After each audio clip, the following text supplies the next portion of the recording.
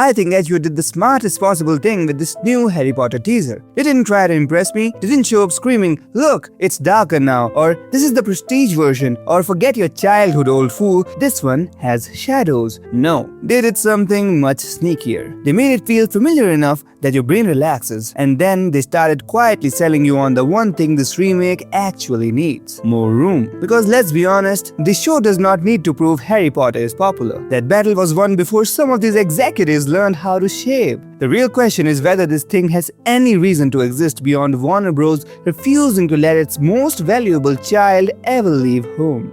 The teaser confirms that this is Harry Potter and the Philosopher's Stone, led by Dominic McLaughlin, premiering in an 8-episode first season on Christmas Day 2026. And weirdly, I think the trailer has a case. A cautious case, not a triumphant one, but a case indeed. So let's go through what actually works, what feels smart, and where this could still become an extremely expensive act of corporate necromancy. And subscribe, because if I'm going to keep sitting through Hollywood reopening childhoods like they found extra storage space in basement, I need company.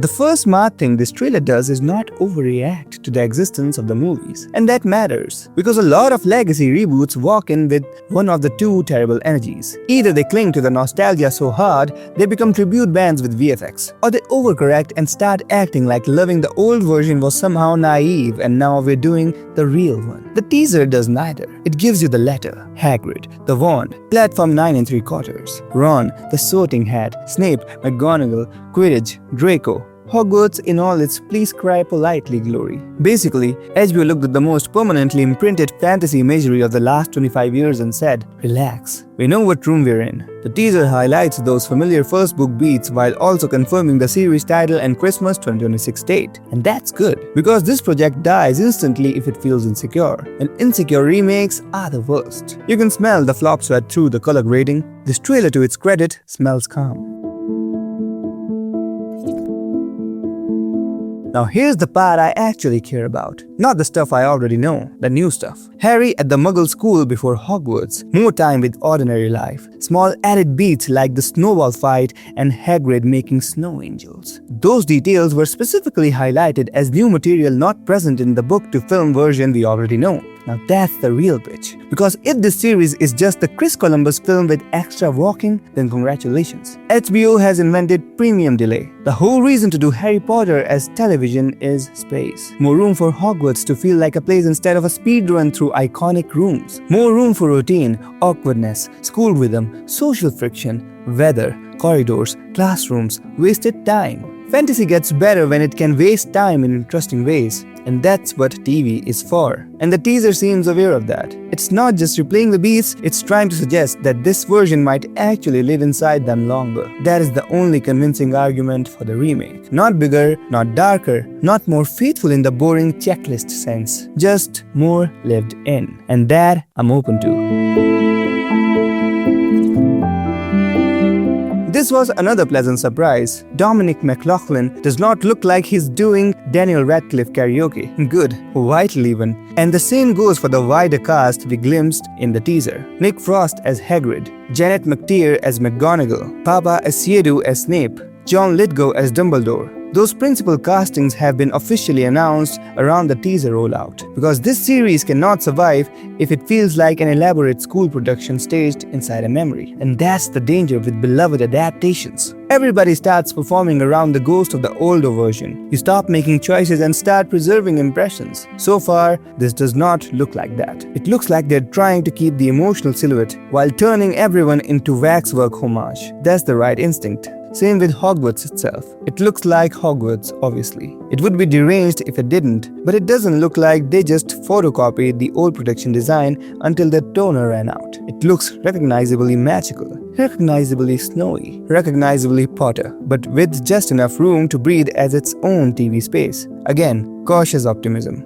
I'm not falling to my knees in the street, but I am nodding.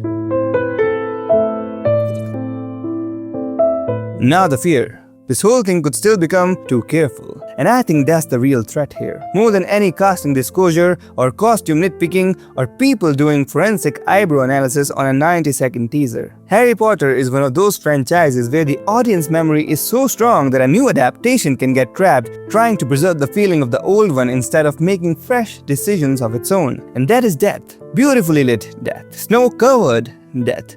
John Williams adjacent death, but a death indeed. If every scene feels like it has to respectfully bow to the 2001 movie before speaking, this show will become very expensive homework. The original film adaptation premiered in November 2001, which makes this series is arriving almost exactly 25 years later. And HBO cannot afford that. Because the only way a decade-long adaptation of all 7 books works is if the show has an actual point of view. HBO and Warner leadership have already signaled a long-term multi-season plan, with writing underway on season 2, though not on an annual release cycle. That's a huge commitment. So this cannot just be, remember, Harry Potter, but more expensive. It has to interpret. It has to linger differently. It has to find new pressure points. It has to justify not just its budget, but its own existence. Otherwise, this is not adaptation, it's estate management.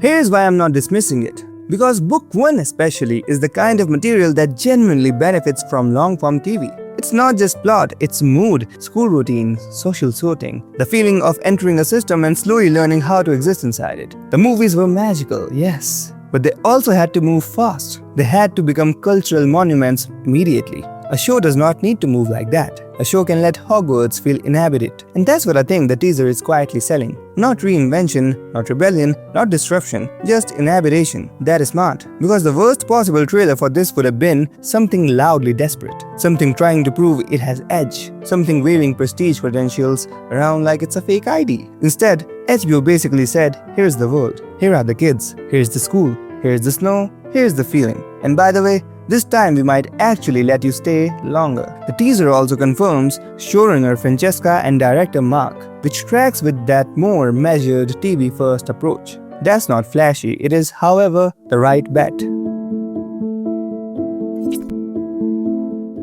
So my take is pretty simple. This Harry Potter teaser works because it does not try to win by being radically different. It wins by understanding that the real challenge is trust. It has to make people believe this series isn't just a corporate replay of one of the most deeply imprinted fantasy worlds ever put on screen. And the way it tries to do that is subtle. Familiar landmarks, calm casting, a little new material, and the suggestion that TV might finally give the story the one thing the movies couldn't: room. That's the promising part. The risky part is still obvious. This can absolutely become too reverent, too careful, too trapped into the memory of the films to make any real choices. If that happens, then yes, we'll have spent a fortune resurrecting a story that was already alive. But as a first teaser, yeah, it did its job. It didn't make me feel like Harry Potter was back. That was never in doubt. It made me think HBO might actually understand the only question that matters. Not, can you remake Hogwarts? But, can you make it feel lived in again? And that's a much harder spell. This is Ish vs. Hollywood, and I'm looking forward to all things coming.